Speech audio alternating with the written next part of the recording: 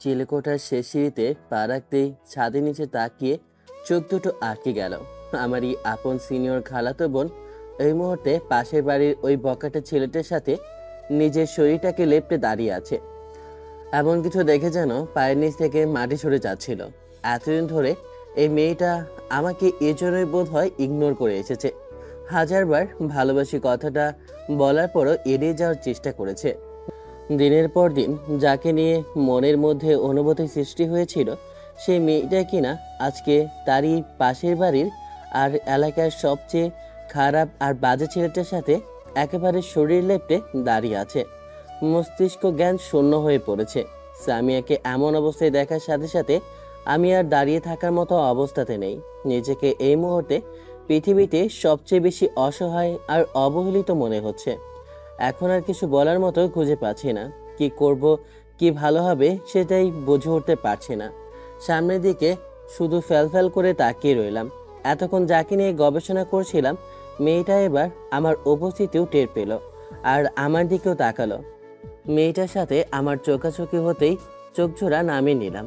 বুঝতে পারলাম সামিয়া আপুর অপরাধ ধরা পড়ে গেছে, তাই হয়তোবা এখন আর তাকানোর মতো সাহস নেই। আমার পা দুটো কেমন টলে উঠল। আরেক মুহূর্ত সেখানে দাঁড়ানোর ক্ষমতা নেই। এই পুরো বিষয়টাকে সামনে থেকে দেখে শরীরটা যেন অসাড় হয়ে আসে।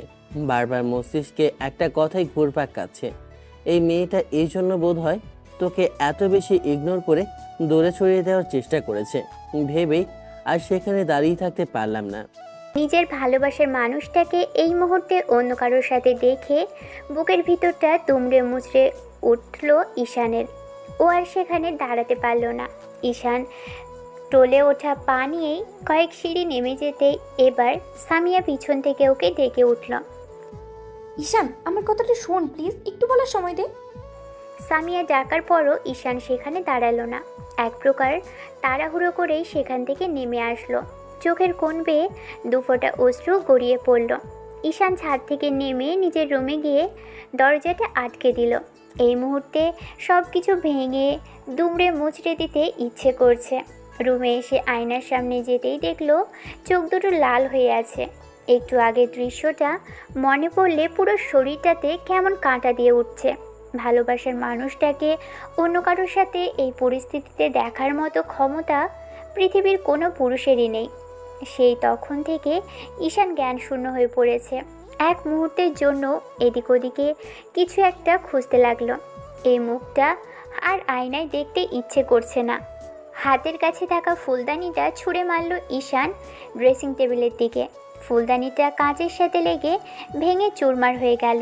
মাথার দুপাশে হাত দিয়ে চুলগুলো খামচে ধরে কান্না করতে করতে ফ্লোরে বসে পড়ল ঈশান। এরই মাঝে দরজায় কারো নক করার শব্দে ঈশান চুপচাপ হয়ে গেল। ওপাশ থেকে সামিয়া ওকে ডেকেই চলেছে। ঈশান প্লিজ আমার কথাটা শোন, আমি এরকম কিছু করিনি, তুই প্লিজ আমার কথাটা একবার বিশ্বাস কর।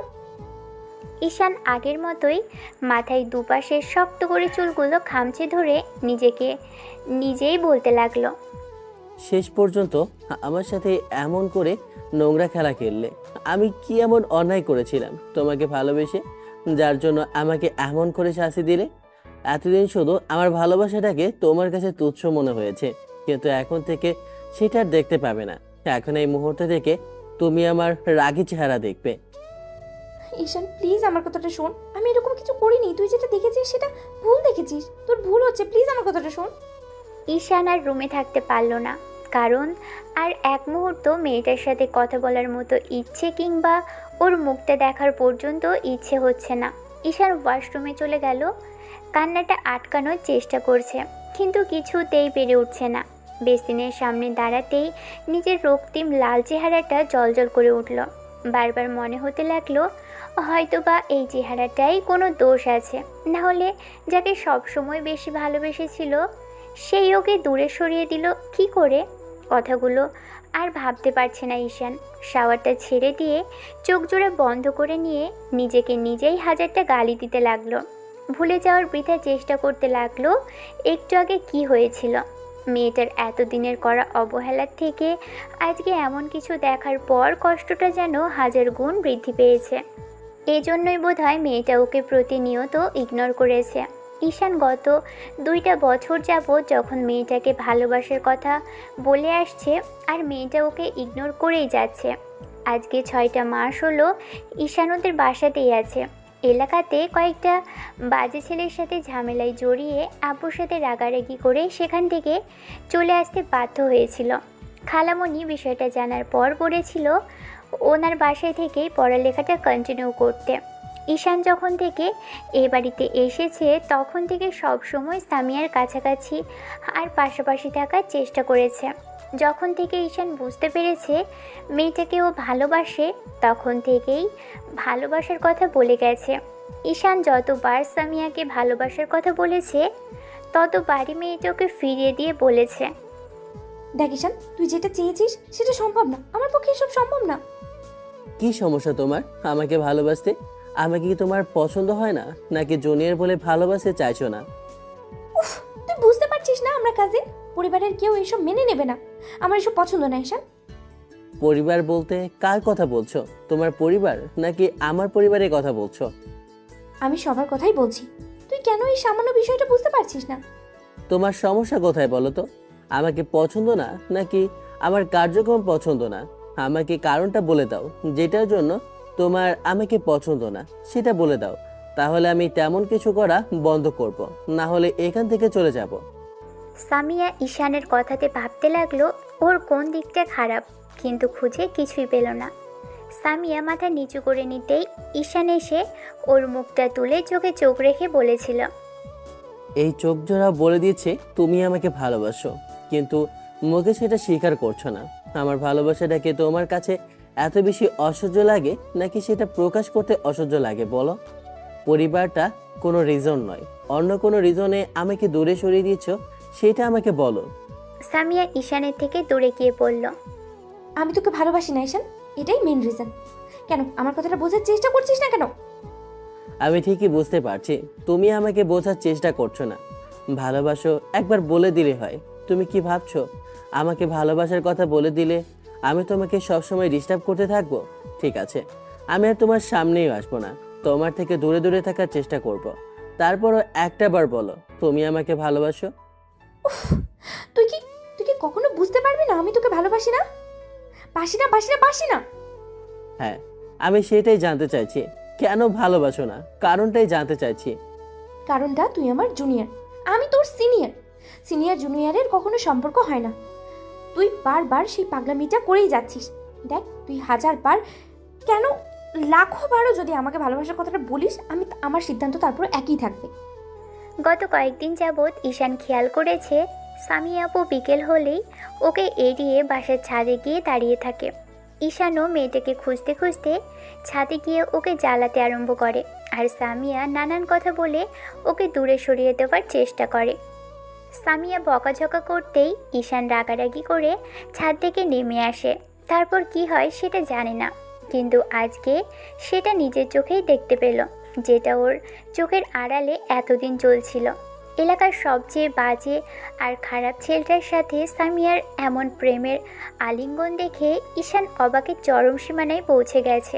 যে ছেলেটাকে সামিয়া সহ্য করতে পারতো না, সেই ছেলেটাকে কিনা এতটা কাছে আসতে দিয়েছে, আবার জড়িয়ে ধরে রেখেছে। ভাবলেই পাগল পাগল লাগছে নিজেকে। এজন্যই এতদিন যাবৎ ওকে অবহেলা করে এসেছে সামিয়া। ঈশানের বুঝতে আর বাকি নেই। টানা 1 ঘন্টা যাবৎ ঈশান শাওয়ারের নিচে দাঁড়িয়ে ভিজল। শরীরটা কেমন অসাড় হয়ে আছে, তাই কোনো রকমে রুমে এসে শুকনো কাপড় পরে নিয়ে বিছানায় শুয়ে পড়ল। শরীরটা ঠান্ডা হয়ে আসছে। ঈশানকে অনেকক্ষণ ডাকাডাকির পরও যখন ওর কোনো রেসপন্স পায়নি, তখনই সামিয়া সেখান থেকে চলে গিয়েছিল। রুমে গিয়ে মেয়েটা বারবার ঈশানের নাম্বারে কল করতে লাগলো। ঈশান ফোনটা রিসিভ করছে না। ঈশান রুমে এসে বুঝলো ফোনটা বেজে চলেছে। স্ক্রিনে নাম্বার দেখে শরীরটা রাগে জ্বলে উঠল। সাথে সাথে ফোনটা তুলে দেওয়ালের সাথে সজোরে ছুঁড়ে মারল। তারপর বালিশটা মুখের উপর দিয়ে কিছুক্ষণ শুয়ে রইল। আজকে কলেজ থেকে ফিরে এরকম একটা পরিস্থিতির সম্মুখীন হতে হবে ঈশান ভাবতেও পারেনি। বিকেলে ডাইনিং রুমে এসে যখন ঈশান সামিয়াকে দেখতে পেল না, তখন প্রতিদিনের মতোই খালামণিকে জিজ্ঞেস করেছিল, খালামণি, তোমার মেয়ে কোথায়? দেখ, রুমে আছে, না হলে ছাদে গিয়েছে। ঈশান ছাদের দিকে যেতে যেতে ভেবেছিল, আমার থেকে লুকানো, তাই না? সবসময় খালি ছাদে গিয়ে বসে থাকা। একটাবার বিয়েটা হতে দাও, তারপর দেখবো কেমন করে আমাকে দূরে সরিয়ে দাও। ছাদে যাওয়ার পর এরকম একটা ঘটনা ঘটল। ঈশান মুখের উপর বালিশ চাপা দিয়ে শুয়ে রইল। রাত 10টা বেজে যাচ্ছে। এরই মাঝে কয়েকবার খালামণি আর সামিয়া ঈশানকে ডেকেছে, তারপরও ওর থেকে কোনো রেসপন্স পায়নি। 10টার পর ঘুম ভাঙলে ঈশান বুঝতে পারলো ওর শরীরটা খারাপ লাগছে। কপালে গালে নিজে নিজেই হাত দিল। শরীরটা জ্বরে পুড়ে যাচ্ছে। রুমের দরজা আটকানো ছিল, তাই কেউ রুমে আসতে পারেনি। একটু পর খালামণি আবারও ডাকাডাকি করতেই ঈশান কোনো রকমে উঠে গিয়ে দরজা খুলে দিল। ঈশান আবারও গিয়ে শুয়ে পড়তেই খালামণি তাড়াহুড়ো করে রুমে ঢুকে বলতে লাগলো, আব্বু, কি হয়েছে রে? এত ডাকাডাকি করছি, তুই রুমের দরজা খুলছিস না কেন? কি হয়েছে আমাদের বল। না খালামণি, তেমন কিছু হয়নি। শরীরটা খারাপ লাগছিল, ঘুমিয়ে পড়েছিলাম, তাই তোমাদের ডাকাডাকি শুনতে পাইনি। তোমরা যাও, আমি আসি। শরীর খারাপের কথা শুনেই খালামণি ঈশানের কপালে গালে হাত দিয়ে দেখলো শরীরটা জ্বরে পুড়ে যাচ্ছে। খালামণি বলতে আরম্ভ করলো, আব্বু, তোর শরীরটা তো জ্বরে পুড়ে যাচ্ছে। শুয়ে থাক, আমি মাথায় জলপট্টি দিয়ে দিচ্ছি।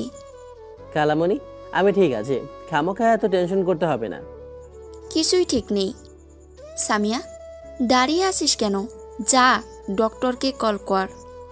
ঈশান চোখ জোড়া বন্ধ করে নিল। সামিয়া কিছুক্ষণ দাঁড়িয়ে থাকতে ওর আম্মুর ধমকে সেখান থেকে বেরিয়ে গেল। একটু পর কিছুটা পানি এনে দিতেই খালামণি ঈশানের কপালে জলপট্টি দিতে আরম্ভ করলো।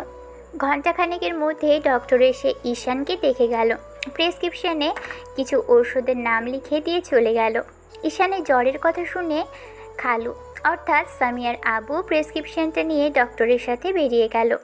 সামিয়াকে দেখে ঈশান চোখ জোড়া বন্ধ করে রাখল।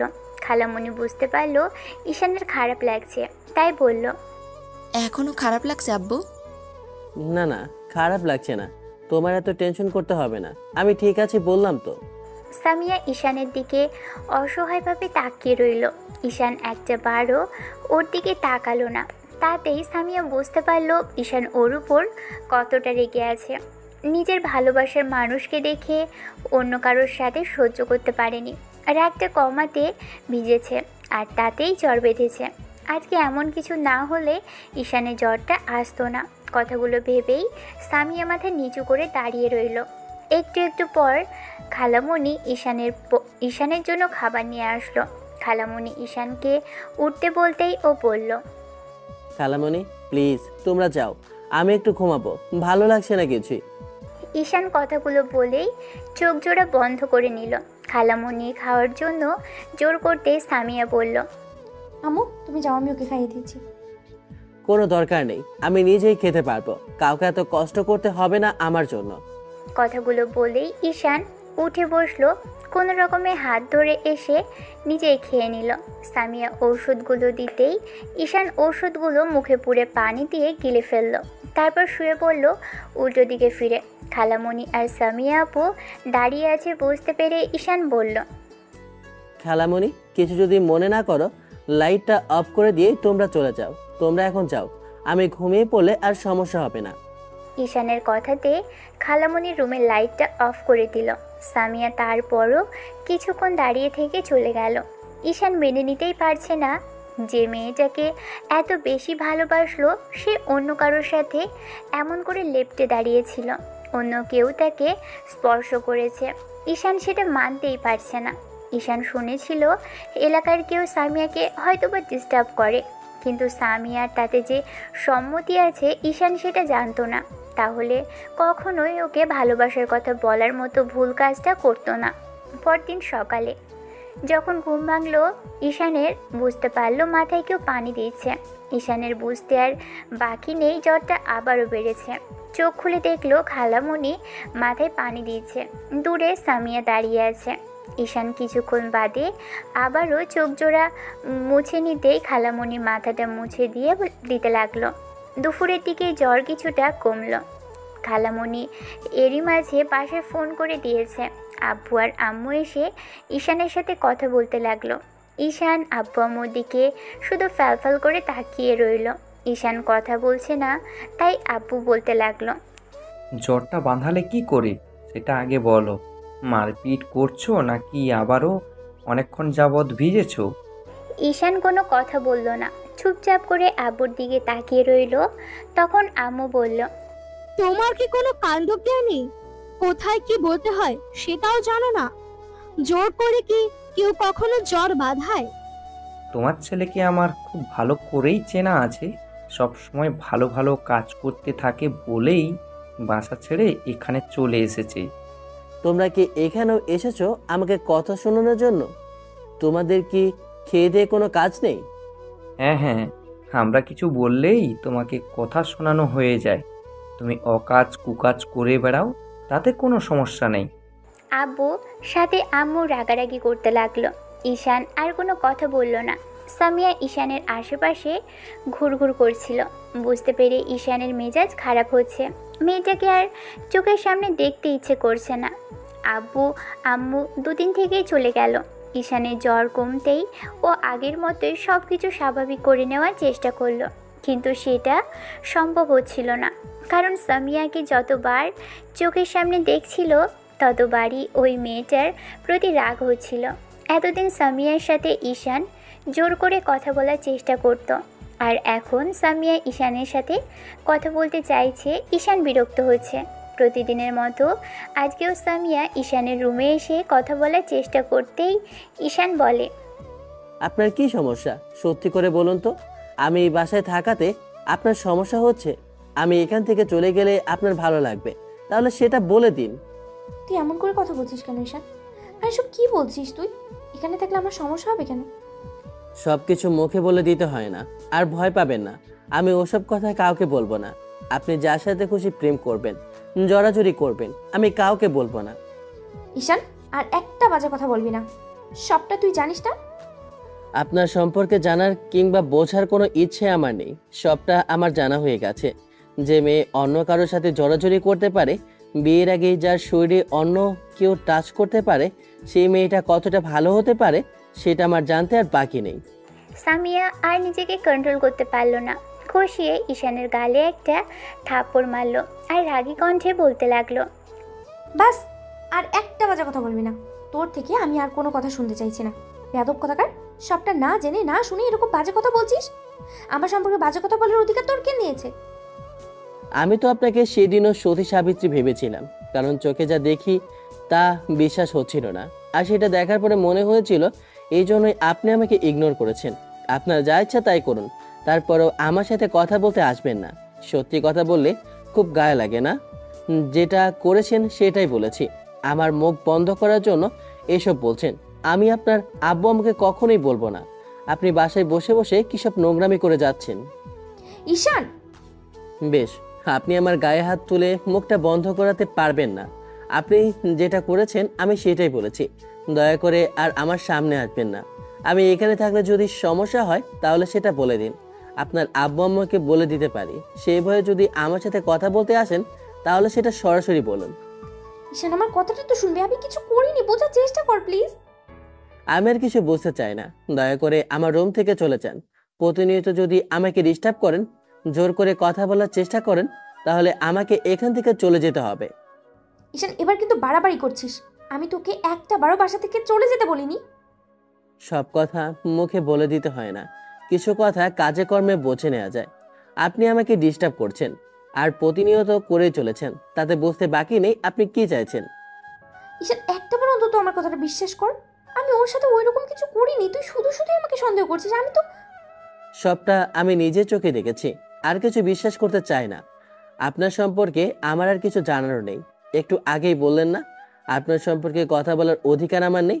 আমি অন্তত সেই অধিকারটা ফলাতেও চাই না। দয়া করে আমার রুম থেকে যান। সামিয়া কিছু বলে ওঠার আগেই ঈশানকে হাতের ইশারায় থামিয়ে দিয়ে বলতে আরম্ভ করলো, দেখুন, আমি আর কিছু বলতে চাই না। আপনার সাথে কথা বলার ইচ্ছেটাও আমার আর নেই। ঈশান, তুই না আমাকে দুদিন আগেও ভালোবাসতি? সবসময় বলতি আমাকে ছাড়া থাকতে পারবি না। এত তাড়াতাড়ি আমার প্রতি তোর সব অনুভূতি মরে গেল? সব কিছু এত সহজেই শেষ হয়ে গেল? হ্যাঁ, আপনি যেটা ভাববেন সেটাই। যাকে ভালোবাসি তার শরীরে অন্য কি স্পর্শ করবে তেমন মানুষকে আমার ভালোবাসার দরকার নেই। নিজে শুদ্ধ হয়ে অন্য কাউকে এসব কথা বলতে আসবেন।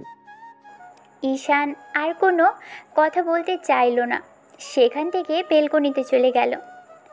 যে ছেলেটা দুদিন আগে ওকে ভালোবাসি কথাটা বলে পাগল করে ফেলতো, সেই ছেলেটা আজ সামিয়ার দিকে তাকাচ্ছে না পর্যন্ত।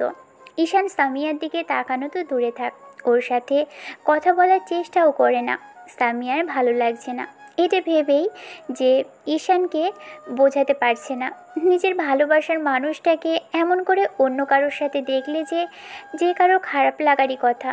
গত একটা সপ্তাহ যাবৎ সামিয়া ঈশানের সাথে কথা বলার চেষ্টা করলেও ঈশান ওকে বরাবর এড়িয়ে যাচ্ছে আর অনেক বাজে কথা শুনিয়ে যাচ্ছে। প্রতিদিনের মতোই সামিয়ার সাথে আজও ঈশানের কথা কাটাকাটি হলো। সামিয়া বিষয়টা শোনার জন্য ঈশানকে জোর করলেও বলে, আপনি ঠিক কি চাইছেন আমাকে সেটা সরাসরি বলুন।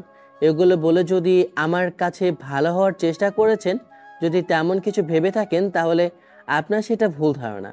আমি এসব শুনতে চাই না। আর না, আপনার এই গুণকীর্তন আমার জানার দরকার আছে। আপনাকে আমি বারবার বলেছি আমার রুমে আসবেন না, এখন দয়া করে আসুন। রুম থেকে বের করে দিলেই কি আমাকে মন থেকে বের করে দিতে পারবি? আমার কথা আমাকে ফেরত দিতে হবে না। আপনি তো সেদিনই আমার মাথা থেকে বেরিয়ে গেছেন, যেদিন পরপুরুষের সাথে। থাক, আপনাকে এইসব কথা বলার কোনো ইচ্ছে আমার নেই। আজকের পর যদি এইসব বিষয় নিয়ে কোনো কথা বলতে আসেন, তাহলে আমার থেকে খারাপ আর কেউ হবে না। সামিয়া কিছু বোঝে ওঠার আগেই ঈশান ওকে জোর করে রুম থেকে বের করে দিয়ে দরজাটা আটকে দেয়। পরদিন সামিয়া কলেজ থেকে বেরিয়ে ঈশানের সাথে কথা বলতে পারলো না। ঈশান আজ কলেজে আসেনি, কারণ কলেজে গেলেই সামিয়াকে চোখের সামনে দেখতে হবে, আর ঈশানের ওকে সহ্য হয় না। মেয়েটাকে এত ভালোবাসার পরও মেয়েটা ওকে দিনের পর দিন ইগনোর করেছে। তারপর যখন জানতে পারলো মেয়েটা এমন একটা ছেলেকে ভালোবাসে যার জন্য ওর ভালোবাসাটাকে ইগনোর করেছে, মাঝে মাঝে ঈশানের মনে হয় মেয়েদের চয়েস খারাপ, নয়তো বা নেশাখোরদের কপাল ভালো। যে ছেলেটা কিনা এলাকার সবচেয়ে বাজে আর বখাটে, শেষে কিনা সামিয়ার পছন্দ হয়েছে ওই লম্পট ছেলেটাকে। ছেলেটার আগেও অনেকগুলো মেয়ের সঙ্গে সম্পর্ক ছিল, সেটা ঈশান খুব ভালো করে জানে। তারপর সামিয়াকে ওই ছেলেটার থেকে দূরে থাকার কথা বললেও সামিয়া সেটা করেনি, উল্টো কিনা ওই ছেলেটার সাথে রিলেশনে গেল। সামিয়া ঈশানকে ভালোবাসে না, তাতে ওর কষ্টটা যতটা না হতো তার চেয়ে বেশি কষ্ট হচ্ছে ওই ছেলেটার সাথে সামিয়াকে দেখে। শেষ পর্যন্ত কিনা যার সাথে সামিয়াকে দূরে থাকতে বলেছিল সেই ছেলেটাকেই কিনা সামিয়া ভালোবাসে। সামিয়াদের বাসা থেকে ওই ছেলেটা অর্থাৎ রাফিনদের বাসার ছাদে অনায়াসেই যাওয়া যায়, সেজন্যই বোধহয় ওদের প্রেমটা এত ভালো জমে উঠেছে। কথাগুলো ভেবেই ঈশান নিজে নিজে হাসলো। একটা সময় বিছানায় গায়ে এলিয়ে দিয়ে ভাবতে লাগলো, ভালোবাসা? হ্যাঁ, এরপর তোমাকে ভালোবাসার কথা বলা তো দূরে থাক, কখন আর এই বাড়িতেও আর আসবো না। তোমার এই ভালোবাসার জন্য খালু আর খালামণির মান সম্মানটাকে ডুবাতে চাইছো তো ডোবাও। তুমি কি করবে না করবে সেটা আমার দেখার বিষয় না। তোমাকে যেন চোখের সামনে না দেখতে পাই, তার জন্য আমি বাসায় চলে যাব। তারপর দেখি তুমি আমাকে কি করে এসব ফালতু কথা বলতে আসো। আমি ভালোবাসার কথা বললেই তোমার কাছে অসহ্য মনে হতো, আর এখন নিজেই ওরকম একটা লম্পটের সাথে ভালোবাসা নামক নোংরামিতে জড়িয়েছ। বাহ, বাবা যেতে হয় তোমাকে। অন্যদিকে সামিয়া ক্লাসে বসে ভাবছে, তোকে আমি কি করে বোঝাবো? আমি এমন কিচ্ছু করিনি। ছেলেটাকে বারবার বলা সত্ত্বেও আমার সাথে কথা বলছে না। আচ্ছা, জোর করে ওকে কথাগুলো বলবো, কিন্তু ও তো কিছুই শুনছে না। সামিয়া ভেবে পাচ্ছে না যে ঈশানকে কথাগুলো কি করে বলবে, আর বলতে না পেরেও কেন হাঁসফাঁস করছে। ঈশান ওকে ভুল বুঝলে কি এমন সমস্যা সামিয়া বুঝে আসছে না। মেয়েটার মাথায় শুধু এটুকুই ঘুরপাক খাচ্ছে, ঈশান ওকে ভালোবাসতো আর ওকে ভুল বুঝেছে। ঈশানের জন্য সামিয়ার মনে একটা অজানা অনুভূতি সৃষ্টি হয়েছে এতগুলো দিনে, তাই জোর করে হলেও ঈশানকে কথাগুলো বোঝানোর চেষ্টা করেছে মেয়েটা। একদিকে ঈশান ভেবেছে আজকে বাসায় ফিরে যাবে, এই বাসায় থাকলে হয়তো বারবার ওই মেয়েটার মুখটা দেখতে হবে, আর ওর মুখোমুখি হবার ইচ্ছেটা ঈশানের বিন্দু মাত্রও নেই। যবে থেকে ঈশান অনুভূতি বুঝতে শিখেছে তবে থেকেই বুঝেছে ঈশান ও সিনিয়র খালাতো বোনটা খুব বেশি ভালোবাসে। আর সামিয়া পরিবারের দোহাই দিয়ে ওর থেকে দূরে থাকতো, কিন্তু শেষ পর্যন্ত কিনা একটা লম্পটকে ভালোবাসলো। ওকে ভালোবাসে না সেটা বলে দিলেই পারতো, ঈশান ওকে আর ডিস্টার্ব করতো না। কথাগুলো ভাবতে ভাবতে ঈশান ব্যাগটা গুছিয়ে নিল। বাইরে আসতেই দেখলো খালামণিকে ডাইনিং রুমে বসে টিভি দেখছে। ঈশান খালামণির সামনে এসে দাঁড়ালো। খালামণি ঈশানের কাঁধে ব্যাগ দেখে বলে, আব্বু কোথায় যাচ্ছিস তুই? খালামণি, অনেকদিন বাসায় যাওয়া হয় না, তাই ভাবছিলাম কিছুদিন বাসা থেকে ঘুরে আসি। গত 6 মাসে তো একবারও বাসায় যাসনি, ফোন করেও তোর আম্মু তোকে নিতে পারেনি। তাহলে এখন কি এমন হলো যার জন্য আজকে বাসায় যেতে হচ্ছে? এমনিতেই যেতে ইচ্ছে করছে, তাছাড়া সবসময় কি এখানেই থাকবো নাকি? এখান থেকে তো একদিন একদিন চলে যেতে হবেই। কেন এরকম করে কেন বলছিস আব্বু? না, এমনিতেই নিজের বাড়িতে কি ফিরে যেতে হবে না? একটু রাগারাগি হয়েছিল, তাই বলে কি সারা জীবন এখানেই পড়ে থাকবো? কি হয়েছে আব্বু? কয়েকদিন যাবৎ দেখি মন খারাপ করে থাকিস। সামিয়ার সাথে কথা বলিস না? ও কিছু বলেছে তোকে? না না খালামণি, আপুর সাথে কিছু হয়নি। আপু আমার সিনিয়র, আপুর সাথে কি হবে? আমি দুষ্টুমি করতাম তাই আপু রাগারাগি করতো, তাই বলে যে সবসময় আপুর সাথে কিছু হবে এমন তো নয়। তোমার মেয়ে যথেষ্ট ভালো খালামণি, দেখে শুনে রেখো, বিয়ে দেওয়ার সময় হয়েছে, তাই একটু খেয়াল রেখো। ঈশানের কথার মানে খালামণি বুঝতে পারলেও চুপ করে রইল। ঈশান খালামণি থেকে বিদায় নিয়ে বেরিয়ে যেতে নিলেই খালামণি বলতে আরম্ভ করলো, আবার কবে আসবে আব্বু? জানি না, নাও আসতে পারি। এখানে আর কতদিন থাকবো? তোমাদের অনেক জ্বালিয়েছি, তাই ভাবছি এখন থেকে বাসায় থাকবো, মাঝে মধ্যে এসে তোমাদের সাথে দেখা করে যাব। তুই এমন করে বলছিস কেন? আব্বু কি হয়েছে আমাকে একটাবার বল, আমাকে সরাসরি বল, তা না করে কেমন কথা ফেঁসিয়ে যাচ্ছিস? বললাম তো খালামণি, কিছুই হয়নি। কিছু হলে তো তোমাকে অনেক আগেই বলতাম। আজকালকা তোদের গতিবিধি আমি বুঝতে পারি না, তোদের পেট থেকে কথা বের করা যায় না। ঈশান হাসার চেষ্টা করে বিদায় নিয়ে বেরিয়ে গেল।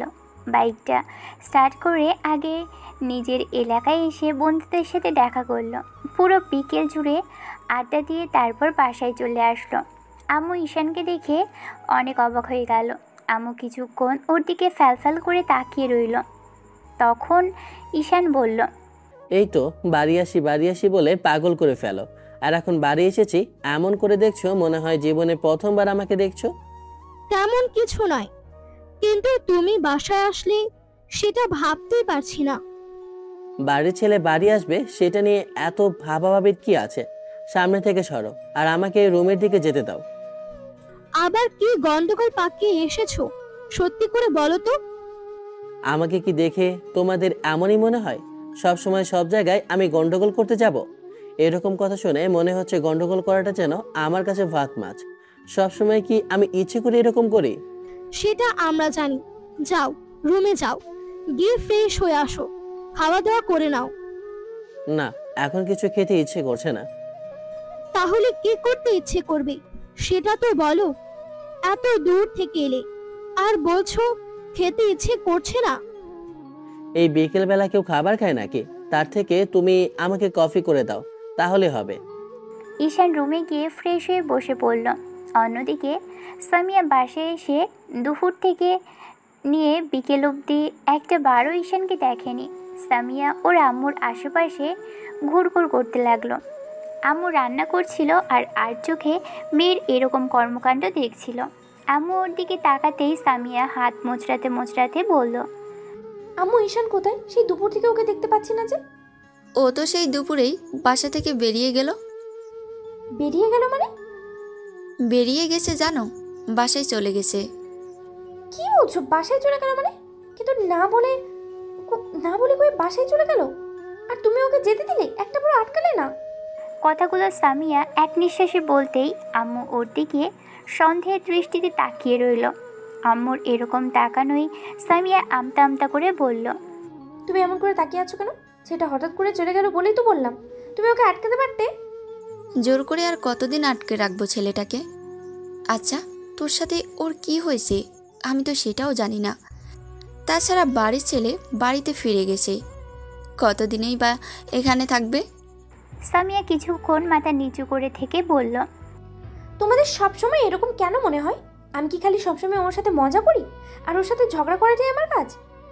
তোমার এসব কাজ না হলেও তোমাকে আমার খুব ভালো করেই চেনা আছে। তুমি কি করতে পারো আর না পারো সেটা আমার ধারণার বাইরে নয়। এখন বলো কি হয়েছে? বললাম তো কিছু করিনি, সবসময় খালি আমাকে সন্দেহ করো। সামিয়া রাগে মন্টিয়ে নিজের রুমের দিকে চলে গেল। তারপর তাড়াহুড়ো করে ঈশানের নাম্বারে কল করলো। বারবার বাজার পরও ঈশান ফোন রিসিভ করলো না। ফোনটা বেজে কেটে যাচ্ছিল। এবার ছেলেটার উপর সামিয়া প্রচণ্ড পরিমাণে রাগ হচ্ছে। সামিয়া নিজেকে কন্ট্রোল করে উঠতে পারছিল না। রাত 10টায় ঈশানের ঘুম ভাঙল। তখনও ফোনটা হাতে নিয়ে দেখলো সামিয়া আপু কল করেছে। মেয়েটার সাথে কথা বলার কোনো ইচ্ছেই নেই, তাই রিসিভ করলো না। মেয়েটা বারবার জোর জবরদস্তি করে ওকে রাগিয়ে দিবে কথাগুলো ভাবতেই মেজাজটা পুরো খারাপ হয়ে যাচ্ছে। 12টার দিকে যখন রুমে এসে শুয়ে আছে তখনই আবারও ফোনটা বাজতে লাগলো। সাথে সাথেই ঈশান ফোনটা রিসিভ করে বলতে আরম্ভ করলো, কি সমস্যা আপনার? এরকম ডিস্টার্ব করতেছেন কেন? কি বোঝাতে চাইছেন আপনি? তুই আমাকে না বলে বাসা ছেড়ে কেন গিয়েছিস? তোকে আমি বাসা ছেড়ে যেতে বলেছি ঈশান? আজব, আপনার কথা শুনে আমাকে ওখানে থাকতে হবে কেন? আপনি কে যে আমি আপনার কথা শুনতে যাব? ঈশান, আমি তোকে যে কথা বলছি সে কথার উত্তর দে। তুই আমাকে না বলে এখান থেকে চলে গেছিস কেন? আমার ইচ্ছে হয়েছে, আমি এসেছি, তাতে আপনার কি? আপনাকে কৈফিয়ত দিতে আমি বাধ্য নই। ঈশান, তুই বাড়াবাড়ি করছিস। তুই আমাকে বলার সুযোগটা পর্যন্ত দিচ্ছিস না। আমি আমি বলছি আমি এরকম কিছু করিনি, তারপরে তুই আমাকে সন্দেহ করছিস। দেখুন, আপনাকে না আমার সন্দেহ করার আছে আর না কিছু বলার আছে। এখন ফোনটা রেখে দিলে খুব খুশি হই। কিন্তু তোকে আমার কথাটা শুনতে হবে। যদি আমার কথা না শুনিস তাহলে আমি ফোন রাখবো না। আপনি না রাখলে আমিও রাখতে পারি, সেটা আপনি খুব ভালো করেই জানেন। আর হ্যাঁ, আমাকে ডিস্টার্ব করলে এর জন্য কিন্তু আমি খালামণিকে বিষয়টা বলতে বাধ্য হব। ঈশান, আমার কথাটা তো শুনবি। সেটা সেটা না করে খালি আমাকে একতরফাভাবে দোষারোপ করে যাচ্ছিস। একটাবার অন্তত আমাকে বলার সুযোগটা দে। কিছুই শুনতে চায় না, আর না শোনার ইচ্ছা আছে। আমি কোনো এক্সপ্লেন শুনতে চাই না।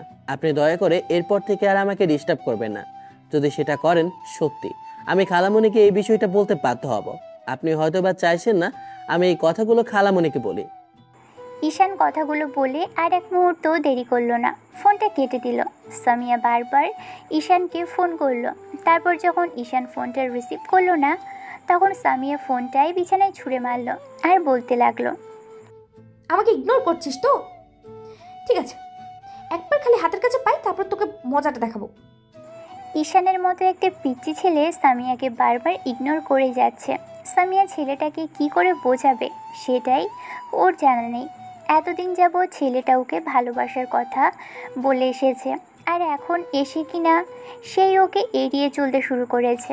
সামিয়ার কাজে ঈশানের মনে হচ্ছিল বিষয়টা খালামণিকে জানিয়ে দিতে, তাতে হয়তো একটু বকাঝকা করতে, তাতে হয়তো মেয়েটা ওকে আর জ্বালাতো না। ঈশান ওই ঘটনার পর থেকে কোনোভাবেই মেয়েটার সাথে কথা বলতে চাইছে না।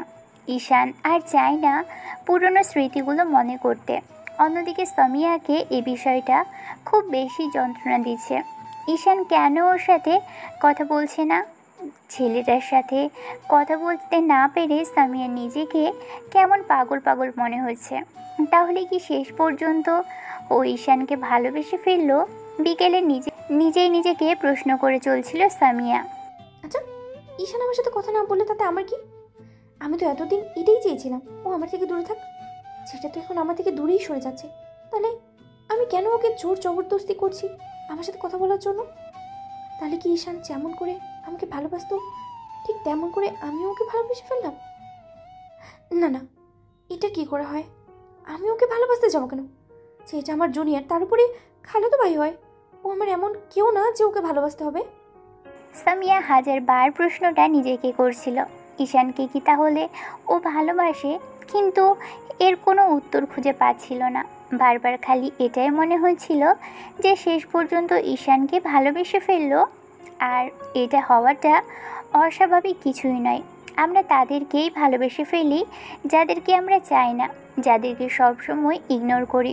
তাদের জন্যই আমাদের মধ্যে অনুভূতি সৃষ্টি হয়। আর উপরওয়ালা সবসময় একদিকে থেকে আকর্ষণটা সৃষ্টি করে না, দুদিক থেকেই করে। একটা ছেলে যখন একটা মেয়ের পিছনে ঘুরতে থাকে তখন মেয়েটাকে ওই ছেলেটার প্রতি ভাবনা তৈরি করতে বাধ্য করে। আর ভাবনা থেকেই সৃষ্টি হয় ভালো লাগা, আর ভালো লাগা থেকে হয় ভালোবাসা। তাই সামিয়ার মনেও হয়তো তেমন কিছু চলছে, কিন্তু মেয়েটা ইগো থেকে সেটা বুঝতেও পারছে না। বন্ধুদের আড্ডায় সবাই কথা বললেও ঈশান চুপচাপ বসেছিল।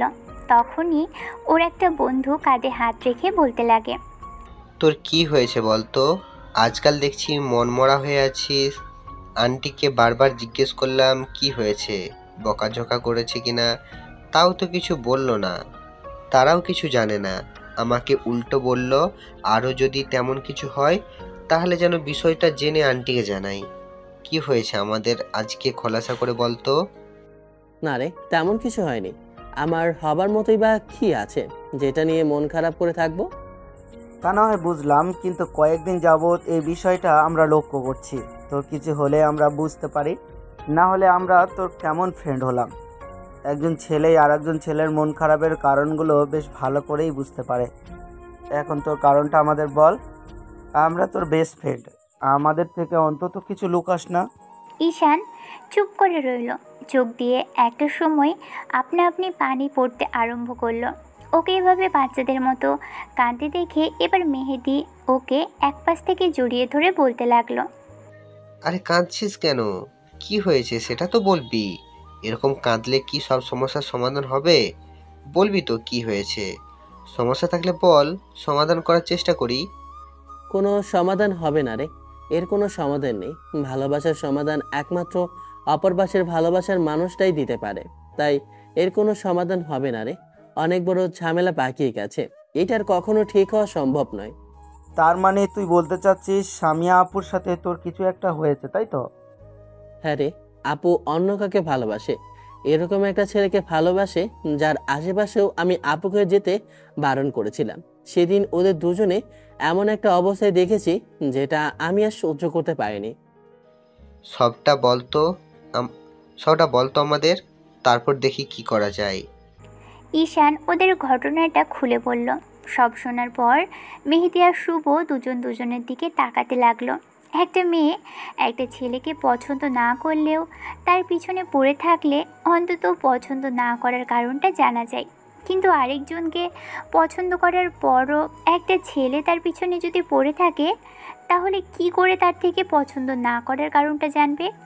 আর এখানে কী বা বলার থাকতে পারে? ওরা দুজন চুপ করে রইল। তখন ঈশান বলতে লাগলো, কিছুই ভালো লাগছে না রে। যেদিন থেকে ওদের দুজনকে একসাথে দেখেছি মনে হচ্ছে আমি এতদিন শুধু মরিচিকার পেছনে ছুটেছি। জীবনে এমন একটা মেয়েকে ভালোবাসলাম যে আমার ভালোবাসার মূল্য তো দূরে থাক, আমাকে বোঝার চেষ্টাই করলো না। আমার এই কপালটা খারাপ, না হলে ওদের বাসায় গিয়ে পড়ে থাকতাম কি জন্য? আমার ভালোবাসা ওকে বোঝানোর মতো ক্ষমতা আমার আর নেই। আজব আজব কথা বলিস না তো। এটা তার বদনসিব যে তুই ওকে ভালোবাসিস, সেটা ও বোঝেনি। যখন বুঝতে পারবে তখন সময়টা পেরিয়ে যাবে। আমি বলি কি, এসব নিয়ে চিন্তা করিস না, শুধু শুধু কষ্ট পেয়ে লাভ কি বল?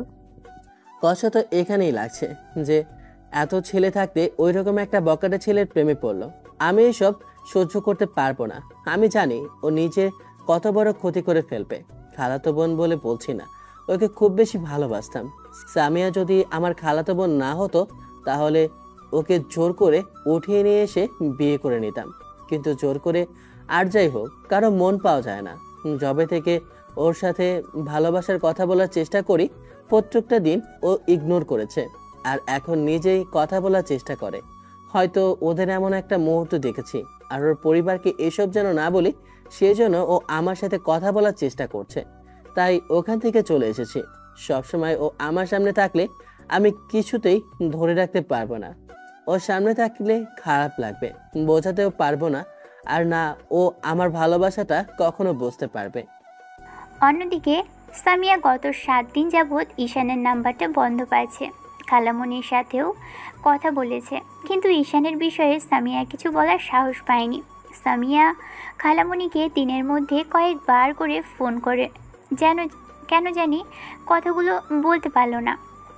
আমি আর খালামণি কিছু আজ করতে পেরেছিলাম, তাই বারবার জিজ্ঞেস করছিল কি হয়েছে। তারপরও সামিয়া কিছুই বলেনি। সামিয়া কলেজে আড্ডায় বসে বিষয়টা নিয়ে ভাবছিল, তখনই ওর বান্ধবী বিষয়টা বেশ ভালোভাবেই লক্ষ্য করে। তারপর কারণ জিজ্ঞেস করলে সামিয়া। আর বলিস না, পাশের বাসার ওই বাজে ছেলেটা না আমাকে ইদানিং খুব ডিস্টার্ব করছে। ওর জন্য আমি কোথাও যেতে পারি না, কলেজে এসেও শান্তি পাই না, আর এলাকাতেও থাকতে পারছি না। ছাদে যাওয়ার কোনো অবস্থাই নেই। যেখানেই যাই সেখানে এসেই সব সময় আমাকে ডিস্টার্ব করতে থাকে। সব সময় ভয় লাগে, জানি না কি করে বসে। কয়েকদিন আগে ঠিক এমন করে আমাকে ছেলেটা ডিস্টার্ব করছিল, তার উপরে জোর করে আমাকে জড়িয়েও ধরেছিল। আর ঠিক তখনই ঈশান আমাদের দুইজনকে একসাথে দেখে ফেলে, আর তারপর আমাকে ভুল বুঝলো। কি বলিস, এমন করে দেখছে? মানে কিভাবে দেখছে তোদের? সামিয়া এবার সবটা শুরু থেকে শেষ অবধি বলল। সবটা শোনার পর নীলা বলল, এত কিছু হয়ে গেল আর তুই আমাদের এখন এইসব বলছিস? তোর এই বিষয়টা নিয়ে চুপ করে থাকাটা মোটেও ঠিক হয়নি। অন্তত একটাবার দরকার ছিল ঈশানকে সত্যিটা একটাবার বলার। বিষয়টা নিয়ে ছেলেটা ভাবতো, আর তুই ওকে গত 6 মাসে যতটা ইগনোর করেছিস তাতেই করে তোকে আরও ভুল বুঝছে ঈশান। জানি না কি করব, ওকে কিছুতেই বুঝাতে পারছি না। ফাজিলটার সাথে কন্ট্যাক্টও করতে পারছি না। খালামণিকে কল করলে বারবার জিজ্ঞেস করছে কি হয়েছে। কিছুই বলতে পারছি না। কোনো আইডিয়া দে না দোস্ত। তুই এত হাইপার্ট হচ্ছিস কেন? তুই তো আর ঈশানকে ভালোবাসিস না, তাই না? তাহলে ও তোকে ভুল বুঝলেই কি আর না বুঝলেই কি? তুই চেয়েছিলি যেন ছেলেটা তোকে আর ডিস্টার্ব না করে, সেটা তো এখন আর করছে না, তাহলে সমস্যা কিসের? আমি এত কিছু জানি না। ও আমাকে ভুল বুঝতেছে, আমি সেটা মানতে পারছি না। আমি চাই না কেউ আমাকে ভুল বুঝুক। সেখানে ঈশান তো আমার খালাতো ভাই। পিচিটা আমার সাথে কথা বলছে না, আমার এই বিষয়টা মোটেও ঠিক লাগে না রে। আমার থেকে ও দূরে চলে যাবে না তো? কোন দূরে যাওয়ার কথা বলছিস? তাছাড়া তুই তো ওকে ভালোবাসিস না, তাহলে ছেলেটা দূরে গেলেই বা কি আর তোকে ভুল বুঝলেই বা কি? তুই তো এটাই চাইতি ও তোর থেকে সবসময় দূরে দূরে থাক। এখন হয়তো সেটাই চেষ্টা করছে। খামোখা এইসব বিষয় নিয়ে চিন্তাটা না করাই ভালো। এইসব নিয়ে ভেবে মাথাটা খারাপ করিস না। তুই ঈশানকে ভালোবাসিস না আর ঈশান তোকে ভুলে যেতে চায়, ব্যাস সিম্পল ব্যাপার। তোর কাছে সবটা সিম্পল লাগলেও আমার কাছে মোটেও সিম্পল লাগছে না রে। আজব তো, সিম্পল না তো কি? ভালোবাসিস না, খামোখা এসব বিষয় নিয়ে ভেবে অস্থির কেন হচ্ছিস? আমার ঠিক কি মনে হয় জানিস? অজান্তে হলেও তুই ওকে ভালোবেসে ফেলেছিস। নীলার কথাতে সামিয়া থমকে গেল। কিছুক্ষণের জন্য চুপচাপ ওর দিকে ফ্যাল করে তাকিয়ে রইল। তখন নীলা ওর হাতের উপর একটা হাত রেখে বলতে লাগলো, আমরা সবসময় যেটা ভাবি সেটা উল্টোটাও হয়। একটা সময় তুই চেয়েছিলি ছেলেটাকে দূরে সরিয়ে দিতে, আর এখন ঈশান চাইছে নিজেই দূরে সরে যেতে। কিন্তু তুই এই বিষয়টা মানতে পারছিস না, কারণ তুই চাস না ও তোকে ভুল বুঝুক। আর ভুলটা এই জন্যই না বুঝুক কারণ তুই ওকে অজান্তেই ভালোবেসেছিস। এই জন্যই ছেলেটার সামান্য অবহেলা আর ওর দূরে যাওয়াটা তুই মানতেই পারছিস না। তুই এসব মানিস কিংবা না মানিস, এটাই সত্যি। আমার বলার ছিল, আমি বললাম। তুই মাথা ঠান্ডা করে ভাবিস, বুঝতে পারবি। সামিয়া অনেকক্ষণ যাবৎ বিষয়টা নিয়ে ভাবলো। ওর মনে হতে লাগলো সব কিছুর মূলে আছে ওই বখাটে ছেলেটা। ওর জন্যই এসব হয়েছে। ছেলেটাকে একটা শিক্ষা দেওয়া উচিত, না হলে সামিয়াকে যে পরিমাণে ডিস্টার্ব করতে শুরু করেছে তাতে ওকে কলেজে আসাটাই বন্ধ করে দিতে হবে। আর তার উপর সামিয়া এখন ঈশানকেও বলতে পারবে না। ঈশানের একটা ব্যবস্থা নিত। ঈশান ওকে অনেক আগে থেকেই ভুল বুঝছে, ছেলেটাকে বোঝাতেও পারল না। উল্টো সামিয়ার সাথে ঈশান সিনক্রেট করেছে। কথাগুলো ভেবেও নীলাকে বলতে লাগলো, সব হয়েছে ওই কুত্তাটার জন্যই সব হয়েছে। ওর জন্য আমাকে এত বড় একটা শাস্তি ভোগ করতে হচ্ছে। আমি কোথাও গিয়েও শান্তি পাই না। প্রতিদিন ছাদে এসে আমার সাথে অসভ্য দাবি করে। এই হারামিটাকে একটা উচিত শিক্ষা দেওয়া দরকার। তুই নিশ্চয়ই ওই রাফিন ছেলেটার কথা বলছিস, তাই না?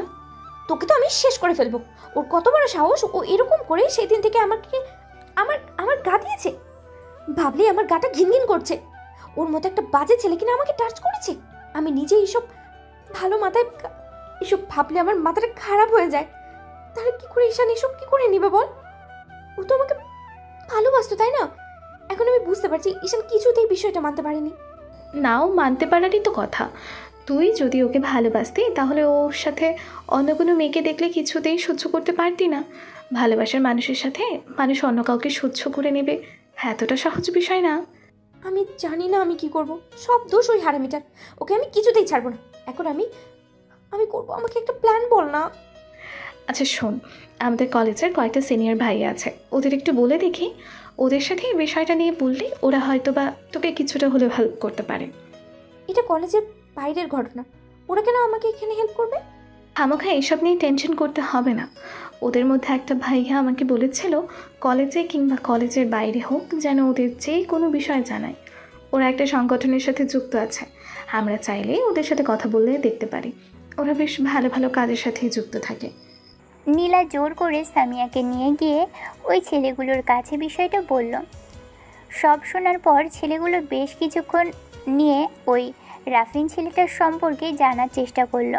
ওরা বুঝতে পারলো ছেলেটা বেশি সুবিধার নয়। ছেলেগুলোর মধ্যে থেকে একজন সামিয়ার দিকে কিছুক্ষণ তাকিয়ে থেকে বলতে লাগলো, তোমাকে কেমন চেনা চেনা লাগছে, কোথাও একটা দেখেছি কিন্তু মনে করতে পারছি না। সামিয়া অনেকক্ষণ ধরে সামিয়া অবাক হয়ে গেল ছেলেটার কথাতে। এরই মাঝে নীলা বলল, ভাইয়া আমরা একই কলেজে পড়ি, তাই ওকে দেখাটাই স্বাভাবিক। না না, তাছাড়াও কেউ তোমার কথা আমাকে বলেছিল। আচ্ছা, এর আগে কখনো তোমার সাথে আমার কথা হয়েছিল? না ভাইয়া, আমি তো আপনার সাথে প্রথম কথা বলতে আসলাম। এবার ওদের মধ্যে থেকে আরেকটা ছেলে প্রথম ছেলেটার কানে কানে কিছু একটা বলতেই ছেলেটা বলল, ঈশান তোমার কি হয় আপু? সামিয়া আর নীলা অবাক হলো দুজন দুজনের দিকে তাকিয়ে। তারপর সামিয়া বলল, ভাইয়া ঈশান আমার কাজিন, খালাতো ভাই। আপু এখন মনে পড়েছে, ঈশান তোমার কথা আমাদের বলেছিল কিন্তু আমার খেয়াল ছিল না। আচ্ছা যাই হোক, আমি বিষয়টা দেখব। তুমি আমাদের এইটুকু বলো, ওই ছেলেগুলো কোথায় বসে, মানে ডিটেলস বলো। ভাইয়া ওই বকাটি ছেলেটা আমার পাশের বাসায় থাকে, বুঝতেই তো পারছেন। এরই মধ্যে যদি আমি জড়িয়ে যাই তাহলে আমার সমস্যা হবে, ও পরবর্তীতে আমার ক্ষতি করার চেষ্টা করবে। আপু তুমি টেনশন করো না, আমরা আছি তো। ঈশান আমাদের ছোট ভাই, যে কোনো প্রয়োজনে ডাকলে ওকে পাই। আর তুমি ওর কাজিন, তাই এই বিষয়টাতে আমরা সর্বোচ্চ চেষ্টা করব। আপু বিষয়টা তুমি আমাদের আরও আগে জানাতে পারতে। ভাইয়া ও তো আসতেই চাইছিল না, আমি আজকে জোর করে নিয়ে আসলাম। ওকে আমাদের তুমি ছেলেটার লোকেশন জানিও। নীলা তুমি ওকে আমার নাম্বারটা দিয়ে দিও। আপু তুমি আমাকে একটা কল করলেই হবে, তারপর দেখাচ্ছি মেয়েদের গায়ে হাত দেয়া। সামিয়া নীলা থেকে ছেলেটার নাম্বার নিয়ে বাসার দিকে চলে আসলো। বাসায় আসার সময় খেয়াল করলো দূরে চায়ের দোকানে রাফিনের বন্ধুগুলোকে নিয়ে আড্ডা দিচ্ছে। বিষয়টি দেখে সামিয়ার মাথায় একটা দুষ্টু বুদ্ধি কাজ করলো। সামিয়ার সাথে সাথেই ছেলেগুলোকে মেসেজ করে দিল সামিয়ার রাস্তার মোড়ে দাঁড়িয়ে আছে, ওকে দেখলেই ছেলেটা উত্ত্যক্ত করবে। বিষয়টা বলার সাথে সাথেই ছেলেগুলো আসবে বলল। সামিয়া দূরে দাঁড়িয়ে আছে, রাফিনের গতিবিধি ফলো করার চেষ্টা করছে। রাস্তা দিয়ে যে মেয়ে যাচ্ছে তাকেই বেশ বাজেভাবেই উত্ত্যক্ত করছে, নানান কথা বলে টিজ করছে। মিনিট 20 দাঁড়িয়ে থাকতেই ছেলেগুলো চলে আসলো। সামিয়া ছেলেটাকে দূর থেকে দেখে মেসেজ করলো, ভাইয়া আমি আগে যাই ওখানে, তারপর না হয় আপনারা আসবেন। ঠিক আছে যাও, আমরা পেছনে পেছনে আসছি, ভয় পেও না আপু। সামিয়ার এবার এগিয়ে সামনে যেতেই এবার রাফিনকে ওর এক বন্ধু বিষয়টা বললে সামিয়া রাফিনের দিকে তাকিয়ে মুখটা ঘুরিয়ে নিতেই রাফিন এবার উঠে আসলো। তাড়াহুড়ো করে সামিয়ার সামনে দাঁড়িয়ে 2 হাত মেলে দিয়ে ওর পথ আটকে দাঁড়ালো। আর সামিয়া বলতে আরম্ভ করলো, আমার সামনে থেকে সরে যা, এর ফল কিন্তু ভালো হবে না। আজকে একেবারে জুতা খুলে মারবো বলে দিচ্ছি আমি। সোনামণি এত রাগ করতেছো কেন? তুমি তো খুব ভালো করেই জানো আমি তোমাকে পছন্দ করি। হ্যাঁ বলে দিলেই তো হয়, ওই পিচ্ছি ছেলেটার প্রেমে না পড়ে আমার প্রেমে বললেই তো হয়। ইডিয়েট কোথাকার, তোর সাহস কি করে হয় আমার গায়ে হাত দেওয়ার? তোর জন্য ঈশান আমাকে ভুল বুঝেছে, আমার সাথে কথা অবধি বলছে না। আর সেই তুই আবার আমার সামনে এসেছিস। তোকে বলেছিলাম না ভুলেও আমার সামনে আসবি না, তোর তো আজকে হচ্ছে। এরই মাঝে রাফিন সামিয়ার হাত ধরতে নিলে সামিয়া কথাগুলো বলা শেষ করে কষিয়ে একটা থাপ্পড় মারল। রাফিন রাগী দৃষ্টিতে সামিয়ার দিকে তাকিয়ে কিছু বলতে যাবে তার আগেই কলেজে সেই ছেলেগুলো এসে ওর চারপাশে ঘিরে ধরল। আর সামিয়া বলতে লাগলো, মেয়েদেরকে খুব দুর্বল মনে হয় তোর, তাই না? ভেবেছিস মেয়েরা কিচ্ছু করতে পারে না? ছেলেগুলোকে দেখে রাফিন বেশ ভয় পেয়ে গেল। ওদের মধ্যে থেকে ওই ছেলে এবার বাইক থেকে নেমে এসে বলতে লাগলো, কি হয়েছে এখানে? ভাইয়া, এই ছেলেটা প্রতিদিন আমাকে ডিস্টার্ব করে। এর কথাটাই বলেছিলাম, এই শয়তানটা এলাকার কোনো মেয়েকেই বিরক্ত করা বাদ রাখিনি। কেউ ওর জন্য রাস্তায় বেরোতে পারে না। ও আমার বাসার ছাদে এসে পর্যন্ত আমাকে বিরক্ত করেছে। এই জন্য সব হয়েছে। কোনো মেয়েকে ও শান্তিতে থাকতে দেয় না। ওকে আজকে উচিত শিক্ষা দিন। কিরে, এই আপু সব সত্যি বলছে নাকি? 15 থেকে 20 জন ছেলে রাফিনের দিকে তাকিয়ে আছে। ও কিছু বলবে তার আগেই আরেকটা ছেলে ওর শার্টের কলার ধরে বলতে লাগলো, হিরো সাজা হচ্ছে না, মেয়েদের গায়ে টাচ করা, মেয়েদেরকে উত্ত্যক্ত করা হচ্ছে কতগুলো কুকুর মিলে। আজকে তোর হাত ভেঙে গলায় ঝুলিয়ে দেব। তোর সাহস কি করে হয় মেয়েদের গায়ে হাত দেওয়ার? সম্মান না করতে পারিস, দূরে থাকবি। পুরো এলাকার মেয়েদের জ্বালিয়ে মারিস। হাজার ভালোর মাঝে একটা খারাপই যথেষ্ট পুরো ভালোটাকে নষ্ট করে দেওয়ার জন্য। দাঁড়া, আজকে তোকে ভালো না করে এখান থেকে যাচ্ছি না। আপুর সাথে আর কে কে আছে বলো? ভাইয়া, ওই যে চায়ের দোকানে বসে আছে, ওই 3টা শয়তানও ওর সাথে যোগ দিয়েছে। সামিয়া হাতের ইশারায় দেখাতেই কয়েকটা ছেলে তাড়াহুড়ো করে চায়ের দোকানে বসে থাকা ছেলেগুলোর দিকে চলে গেল। ছেলেগুলো পালাতে পারল না। সবগুলোকে ধরে এক জায়গায় আনা হলো। এবার সামিয়া সেখান থেকে চলে যাবার আগে ছেলেগুলো রাফিনকে ধুমধাম কয়েকটা ডোজ দিয়ে দিল। রাফিন ছেলেটা চুপসে গেল। ওর সাথে থাকা ছেলেগুলো ওদেরকে ছেড়ে দেওয়ার জন্য বলতেই এবার সিনিয়র ওই দ্বিতীয় ছেলেটা বলল, এই কেউ থানায় ফোন কর আর বল কলেজের মেয়েদের গায়ে হাত দিয়েছে এরা। এদেরকে যেন এসে নিয়ে যায়, ততক্ষণে আমরা এর ব্যবস্থা করি। কলেজের সিনিয়র ছেলেগুলো রাফিন ও তার সঙ্গপাঙ্গদের ইচ্ছে মতো প্যাদাতে লাগলো। মিনিট 5 চড়থাপ্পড় দিতেই পুরো মুখ ফুলে গোল আলুর মতো অবস্থা হলো সবকটার। 20 জন ছেলে চারটাকে ইচ্ছে মতো ধোলাই করেছে। কিছুক্ষণ বাদেই যখন পুলিশের গাড়ির শব্দ হলো তখন সামিয়া বিষয়টা বেশি দূর গড়াবে ভেবে সেখান থেকে বাসার উদ্দেশ্যে চলে আসে। বাসায় এসে নীলা থেকে জানতে পারলো ওই ভাইয়াটা ওকে কল করেছিল। তখন নীলা বলল, আর ভয় নেই তোর সামিয়া, কিছুদিনের জন্য হারামিগুলো জেলে চলে গেছে। আর থানায় বেশ কয়েকটা কমপ্লেন জুড়ে দিয়েছে ছেলেগুলো। তোর নামটা সামনে আসবে না, কিন্তু সন্দেহ হচ্ছে ওরা সোজা হবে কিনা। আমি এখন আর এগুলো নিয়ে ভাবছি না রে। আমার ঈশানের সাথে যোগাযোগ করা দরকার। যে করেই হোক একটু একটু যোগাযোগ করতে হবে। কেন যোগাযোগ করতে হবে ছেলেটার সাথে? তোকে ভালোবাসিস কিনা সেটা তো একটাবার বলতে পারলি না, খামোখা যোগাযোগ করতে হবে কেন? হয়তো বা বাসি। এখন ওর সাথে কথা বললেই বুঝতে পারবো সত্যি বাসি কিনা। যদি আবেগে কেঁদে ফেলি আর ওকে জড়িয়ে ধরতে ইচ্ছে করে খুব করে, তাহলে বুঝবো আমি ওকে ভালোবেসে ফেলেছি। বাচ্চাদের মতো কথা বলিস না। আবেগে কান্না করে ফেললেই সেটা ভালোবাসার প্রকাশ পায় না। খারাপ কাজ করেও কিন্তু মানুষ আবেগে কান্না করে ফেলে। এসব না ভেবে ভালোবাসিস সেটা বলার জন্য হলেও ঈশানদের বাসায় যা। ভালো কথা বলেছিস। কালকে ওদের বাসায় গিয়ে ওর সাথে কথা বলবো। দেখি ও আমার সাথে কি করে রাগ করে থাকে, কেমন করে এবার ইগনোর করে। পরদিন সামিয়া ঈশানের বাসায় গেল। সকাল সকালই বোনের মেয়েকে দেখে ঈশানের আম্মু বেশ খানিকটা অবাক হলো। ঈশানের আম্মু সামিয়ার রাগী মুখ দেখে বুঝতে পারলো কিছু একটা হয়েছে, তাই বলল, কি হয়েছে রে আম্মু? সকাল সকাল আমাদের বাসায় তুই, আর তোকে এমন লাগছে কেন? কিছু হয়েছে? ঈশান তোকে কিছু বলেছে? তোমার ছেলের সাথে ঝগড়া হয়েছে। ও 7-8 দিন যাবৎ ফোনটা বন্ধ করে রেখেছে। বলে কিনা আমাকে ভালোবাসে। আমি একটাবার ওর সাথে যোগাযোগ করতে পারছি না। একটা বাজে ছেলের জন্য তোমার ছেলে আমাকে ভুল বুঝলো। আমাকে কিছু বলার সুযোগ পর্যন্ত দিল না। এখন আমার থেকে দূরে সরে যেতে চাইছে। তোমার ছেলেকে ডাকো। আজকে ওর খবর ছাড়বো আমি। কালকে ওই হারামিটিকে শিক্ষা দিয়েছি। আজকে তোমার ছেলেকে দিয়ে তবে এখান থেকে ফিরবো। সামিয়া রাগের মাথায় কি বলে ফেলেছে নিজেও জানে না। খালামণি অর্থাৎ ঈশানের আম্মু হাঁ করে কিছুক্ষণ ওর দিকে তাকিয়ে রইল। মেয়েটা রেগে আছে, তাই জোর করে ওকে একটা জায়গায় বসিয়ে দিয়ে বলল, কি হয়েছে রে আম্মু? এরকম রেগে আছিস কেন? আমার ছেলেটা কি করেছে আমাকে বল, আমি ওকে বকে দেব। খালামণি, ও তো অনেক বেশি বোঝে। তোমার ছেলে আমাকে ভুল বুঝেছে, তাই কিছু এক্সপ্লেনও করতে পারলাম না। তার আগেই ও আমাকে সব জায়গা থেকে ব্লক করে রেখেছে। আমাকে ইগনোর করার ফল কিন্তু ভালো হবে না। আমি ওর সাথে কথা বলবো, তোমাদের কারোর সাথে আমার কোনো কথা নেই। তুই একটু শান্ত হ আম্মু। আমি তো বলছি আমার ছেলেকে বকে দেব। এখন বল, কি বলেছে ঈশান তোকে? কি বলার বাকি রেখেছে তোমার ছেলে?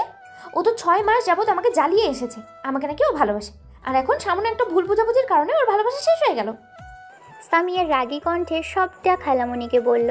ঈশান গত কয়েক বছর যাবৎ সামিয়াকে পছন্দ করে, আর শেষ 6 মাস যাবৎ ওকে ভালোবাসার কথা বলে আসছে। ঈশানের আম্মু চুপ করে রইল। এরই মাঝে ঈশান বাসার ভিতরে ঢুকলো। একটু আগেই বাইরে গিয়েছিল বন্ধুদের সাথে দেখা করতে। লিভিং রুমে আম্মুর সাথে কাউকে বসে থাকতে দেখে এগিয়ে আসলো ঈশান। এবার সামিয়াকে সামনাসামনি দেখে ঈশান সেখান থেকে চলে যেতে নিলে সামিয়া দৌড়ে এসে ওর সামনে দাঁড়ালো আর বলল, ঈশান, তোর সাথে আমার কথা আছে। এখান থেকে ততক্ষণ অবধি যেতে পারবি না যতক্ষণ অবধি না আমি যাই। কিন্তু আপু, আপনার সাথে আমার কোনো কথা নেই। আপনি আমার খালাতো বোন, সেই জায়গাটাতেই থাকেন। আমার সাথে আপনারা এর বাইরে কোনো কথা থাকতে পারে না। আজকে যদি তুই আমার সাথে কথা না বলিস, এর ফল কিন্তু ভালো হবে না ঈশান। ঈশান আম্মুর দিকে তাকালো। আম্মু চুপ করে আছে, বোঝার চেষ্টা করছে কি হচ্ছে এখানে। সামিয়া সিনক্রেট করবে ভেবে ঈশান স্বাভাবিক কণ্ঠে বলল, ঠিক আছে, বলুন। এখানে না, তোর রুমে চল। কেন, কি সমস্যা এখানে বলতে? যা বলার আম্মুর সামনেই বলুন। তোর আমার পার্সোনাল কথার মাঝে খালামণিকে কেন টানতে হবে? সামিয়া ঈশানের হাত ধরতে গেলে ঈশান হাতে ছাড়িয়ে নিল। তারপর ঈশান রুমের দিকে চলে যেতে গেলে তখন সামিয়াও পিছন পিছন গেল। ঈশান রুমে আসতেই সামিয়া রুমের দরজাটা লাগিয়ে দিল। ঈশান ওর কর্মকাণ্ড দেখে বলতে লাগলো, আপু আপু কি পাগলামি করছেন? আপনার কথা বলার থাকলে এরকম দরজা আটকানোর কি আছে? কারণ আমি কথা বলতে আসলেই তুই ছটপট করতে থাকিস। আমার কথা না শোনার আগেই এখান থেকে চলে যাবি, আমি সেটা খুব ভালো করে জানি। আপনি আমার সাথে কথা বলতে এসেছেন, পার্সোনাল সময় কাটানোর জন্য না। যেটা বলতে এসেছেন সেটা বলে এখান থেকে যান। আমি চাইছি না আপনার সাথে কোনো মিসবিহেভ করতে। মিসবিহেভ তুই করতেই পারিস, সেটা তোর অভ্যাস। তোর তো ভালো লাগে আমার সাথে মিসবিহেভ করতে। আমি কাঁদলে তো আর মজা পাস তুই।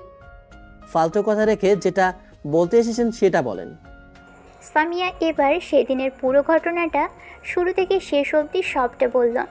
রাফিন সেদিন ওদের ছাদে চলে এসেছিল, তারপর সামিয়ার সাথে জবরদস্তি করেছিল। তারপর একটা পর্যায়ে সামিয়াকে জড়িয়ে ধরেছিল ওই বাজে ছেলেটা। সামিয়া ওকে আটকানোর চেষ্টা করেছিল, আর তখনই ঈশান এসে ওদের দেখে ফেলে। সামিয়ার হাতগুলো রাফিনের বুকে দেখে ঈশান ভুল বুঝেছিল। ঈশান ভেবে নিয়েছিল ওদের মাঝে কিছু একটা চলছে। সামিয়া সবটা বলেই কান্না করে ফেলল। ও ঈশানের একটা হাত ধরে বলতে লাগলো, এই কথাগুলোই আমি তোকে এতদিন যাবৎ বলতে বা বোঝানোর চেষ্টা করেছি, আর তুই একটা বার আমাকে বোঝার চেষ্টা করিসনি। তোর জন্য আমি চিন্তা করতে করতে রাতে ঘুমাতে পারি না। এই কয়েকটা দিন আমার উপর দিয়ে কি যাচ্ছে তুই একটা বার ভেবে দেখেছিস? নিজের মতো করে সবটা ভেবে নিয়ে ফোন বন্ধ করে রেখেছিস। ওই হারামিটাকে তো কলেজে ওই ভাইয়াটা কাল উচিত শিক্ষা দিয়েছে। তোর যদি বিশ্বাস না হয় তাহলে থানায় গিয়ে খবর নিয়ে দেখিস, তাহলে বুঝে যাবি আমাদের মাঝে কিছুই নেই। আমি এতদিনে যেটা বুঝতে পারিনি এখন সেটা ঠিকই বুঝতে পারছি। তোকে সেদিন কতটা কষ্ট দিয়েছি। প্লিজ ঈশান, একটু বোঝার চেষ্টা কর।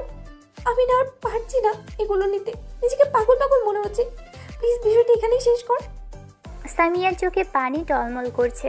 অন্যদিকে দরজার বাহিরে থেকে আম্মু দাঁড়িয়ে সবটাই শুনছে। ঈশান সামিয়ার থেকে হাতে ছাড়িয়ে নিয়ে তারপর ওর দিকে একটা টিস্যু এগিয়ে দিয়ে বলল, এসব আমি বিশ্বাস করলেই বা কি আসা যায়, আর না করলেই বা কি আসা যায়? সবটা শোনার পর এখন আমার কি করার থাকতে পারে বলুন? ঈশান, এত কিছু করার পরেও তোর মনে হচ্ছে তোর কি করার থাকতে পারে? তুই এমন করে কেন বলছিস পিচ্ছি? তুই তো আমাকে ভালোবাসিস, তাহলে এখন কেন? ভালোবাসতাম, কিন্তু এখন আর সেটা নেই। সবটা আমার ভুল ছিল, তাই ভুল শুধরে নেওয়ার জন্য আপনার থেকে দূরে থাকতে চাইছি।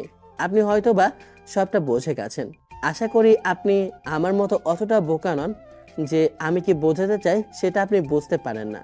এই বিষয়টা থেকে যত তাড়াতাড়ি বেরিয়ে আসতে পারবেন ততই আপনার জন্য ভালো হবে। ঈশান, আমি কোনো কিছু থেকে বেরিয়ে আসতে চাই না, আমার তোকে চাই। তুই আমাকে পুরো পাগল করে দিয়েছিস। তুই বুঝতে পারছিস তোর জন্য আমি কতটা ডিস্টার্ব? আমি তো আর আপনাকে ডিস্টার্ব করছি না, তাহলে আপনি ডিস্টার্ব হবেন কি করে? এতটা বোকা সাজার চেষ্টা করিস না ঈশান। আমি ওই ডিস্টার্বের কথা বলছি না।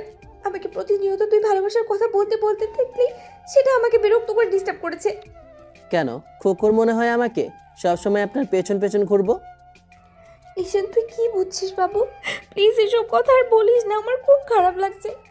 এই যে আমি ভুল করেছি, দেখ সবাইকে আমি রাজি করাবো, তো আমার উপর রাগ করিস না সোনা। আমি রাগ করে নেই, কিন্তু আপনি কিসের জন্য বাসার সবাইকে বোঝাবেন? আমি তো সেটাই বুঝতে পারছি না। ঈশান আমি আমাদের সম্পর্কের কথা বলছি। আমি তো ভয় পেয়েছিলাম যে বাসায় কেউ আমাদের সম্পর্কটা নিয়ে জানতে পারলে রাজি হবে না, কিন্তু যখন বুঝলাম তোকে ছাড়া থাকা আমার পক্ষে সম্ভব না, আমি ভেবে নিয়েছি যা হওয়ার হয় আমিই করব। সবাইকে আমি বোঝানোর চেষ্টা করব। প্লিজ রাগ করে থাকিস না। দেখ আমি খালামণিকে অলরেডি আজকে বলে দিয়েছি সবটা। প্লিজ যা, তারপর আমার সাথে মিসবিহেভ করিস না। আমি কোনো মিসবিহেভ করছি না, আপনাকে ভালোভাবেই বলছি। আমার রুম থেকে যান। আম্মু এসব বিষয় নিয়ে সন্দেহ করলে ঝামেলা বাড়বে। আমি চাইছি না এখানে কোনো ঝামেলা হোক। এখন তো আর আমি আপনার বাসাতেও পড়ে নেই, তাই আপনাকে প্রতিনিয়ত আমাকে বাসা থেকে তাড়ানোর জন্য কৌশল খাটাতে হবে না। আর আপনার যতদিন বিয়ে না হবে ততদিন আর ওই বাড়িতে যাচ্ছিও না। কথাগুলো বলতে বলতে ঈশান সামিয়ার হাত ধরে টেনে এনে দরজার সামনে দাঁড় করালো। দরজা খুলে দিয়ে চলে যেতে বললে সামিয়া গেল না। ঈশান জোর করে মেয়েটাকে বাইরে বের করে দিয়ে দরজা আটকে দিল। সামিয়া কান্না করে দরজায় ধাক্কা দিয়ে বলতে লাগলো, ঈশান প্লিজ দরজাটা খোল। তুই আমাকে এতদিন যেমন যেমন আমাকে ভালোবাসতি ঠিক তেমনই আমিও তোকে ভালোবাসি। যখন থেকে বুঝতে পেরেছি তখন থেকে আমি নিজেকে শান্ত রাখতে পারছি না। ঈশান তুই কেন বুঝতে পারছিস না? একটাবার আমাকে একটু সুযোগ দে তোকে ভালোবাসার প্লিজ। আমি তো সবটা বললাম, তারপরেও কি তুই আমাকে বিশ্বাস করছিস না বাবু? আমার আপনাকে বিশ্বাস করা বা না করা কিছু আসে চায় না। আপনি এখন আসতে পারেন। আপনি যে পাগলামিটা করেছেন সেটা আমি অনেক আগে ভুলে গেছি। ঈশান আমি তোকে ভালোভাবে বলছি। দেখ তোর খুব ইগো বেড়ে গেছে না, একটু ওয়েট কর। আমি তোর সব ইগো আজকে শেষ করে দেবো। আমি যদি সেটা করতে না পারি তাহলে কি করবো নিজেও জানি না। সামিয়া কান্নাকাটি করে সেখান থেকে চলে যেতে নিলে এবার খালামণি ওর হাত ধরল। সামিয়া খালামণির চোখে চোখ রাখতে পারছে না, তাই ওনার হাতটা ছাড়িয়ে নিয়ে সেখান থেকে দৌড়ে বেরিয়ে গেল। আম্মু ঈশানকে অনেক ডাকাডাকির পরও ঈশান রুমের দরজা খুলল না। সামিয়া কাঁদতে কাঁদতে বাসায় আসতেই যখন আম্মুর সামনে পড়ল, তখন আম্মু ওকে কাঁদতে দেখে বলল, সামিয়া কি হয়েছে, কান্নাকাটি করছিস কেন? আম্মু আমার ঈশানকে চাই বাস। তোমরা কিভাবে আমার বিয়ে দেবে আমি জানি না, তুমি এক্ষুনি আব্বুকে বাসায় রাখো, আমার ওকে চাই বাস। সামিয়া কী সব বাজে কথা বলছিস? ঈশানকে চাই মানে?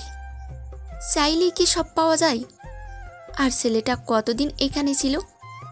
তাহলে এখন হঠাৎ কি হলো যার জন্য এমন জেদ করছিস? আম্মু তুমি বোকা নাও, তুমি সবটাই বুঝতে পারো। আমি তোমার বোনের ছেলেকে ভালোবাসি। তুমি এইটুকু সহজ ভাষাতে বুঝতে পারছো না? ঈশানকে আমার লাগবে। এখন কিভাবে ওকে আমার করে দিতে হয় দাও। আজকে দিনের মধ্যেই আমাদের দুজনের যদি বিয়েটা না হয় তাহলে কালকে সকালে আমাকে আর জীবিত অবস্থায় পাবে না তোমরা। তোমার বোনের ছেলের কত বড় সাহস আমাকে রিজেক্ট করে দেয়। ও কি করে আমাকে বিয়ে না করে আমিও দেখব। কি সব পাগলের মতো কথা বলছিস? হুটহাট করে এসে বলছিস ঈশানকে বিয়ে করবি বলেই বিয়ে করা যায় নাকি? ছেলেটার সাথে রাগারাগি হয়েছে তাই বলে কি বিয়ে করে নিতে হবে? ভালোবাসি বলেই ওর উপরে রাগ দেখিয়েছি। ঈশানকে কি করে আমার করে দিবে আমি সেটা জানি না। আজকে যদি আমাদের বিয়েটা না দাও তাহলে সত্যি ভালোভাবে মানে কিছু একটা তো আমি করেই ফেলবো বলে দিলাম। আম্মু কিছু বলার আগেই সামিয়া সেখান থেকে দৌড়ে চলে গেল। সামিয়া রুমের দরজা আটকে দিয়ে ইচ্ছে মতো ভাঙচুর করলো। আম্মু সামিয়াকে অনেক ডাকাডাকির পরও কোনো উত্তর না পেয়ে ওর আব্বুকে ফোন করে সবটা বলল। সামিয়ার আব্বু এসে ওকে ডাকতে লাগলো, সামিয়া মামুনি দেখো তোমার আব্বু চলে আসছে। অন্তত আমাকে বলো কি জন্য এত রেগে আছো, কি জন্য এমন রাগ দেখাচ্ছ আমাকে বলো। আব্বু আম্মুর থেকে যেহেতু সবটা জেনে নিয়েছো তাহলে এটা তো শুনেছো আমি ঈশানকে বিয়ে করতে চেয়েছি, আর সেটা আজকে দিনের মধ্যেই করতে চাই। প্লিজ আমার কথা নড়চড় হয়েও না, তাহলে কিন্তু তোমরা সত্যি আমাকে আর জীবিত দেখতে পাবে না। ওকে আমার সামনে নিয়ে আসবে, আর খালু আর খালামণিকে কীভাবে রাজি করতে হয় তোমরা জানো, আমি জানি না। আব্বু আম্মু অনেকক্ষণ যাবৎ সামিয়াকে ডাকাডাকি করলো। সামিয়া আবারও কিছুক্ষণ ভাঙচুর করতেই সামিয়ার আম্মু ঈশানের আম্মুকে কল করলো। আরেকদিকে সামিয়ার আব্বু ঈশানের আব্বুর সাথে কল করে কিছুক্ষণ কথা বলল। সব শোনার পর সামিয়ার আব্বু ঈশানের আব্বুকে রিকোয়েস্ট করতে লাগলো মেয়েটার পাগলামিটা অন্তত বন্ধ করার জন্য হলেও যেন ঈশানকে নিয়ে আসে। আব্বু বাসায় এসে ঈশানকে সবটা বলল। এমন পাগলামি কথা শোনার পর ঈশান মাথা নিচু করে দাঁড়িয়ে রইল।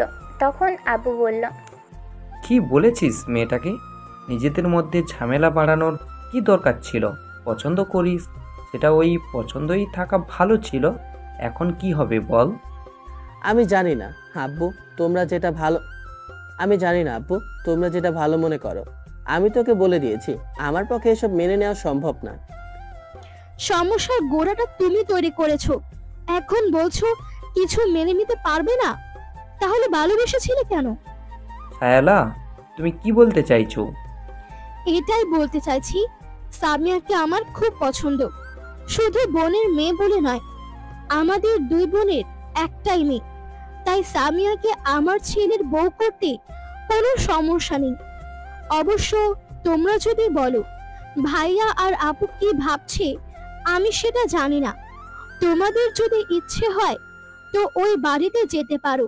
মেয়েটা রাগের মাথায় কোনো কাণ্ড ঘটিয়ে ফেললে তার জন্য দায়ী থাকবে তোমার ছেলে।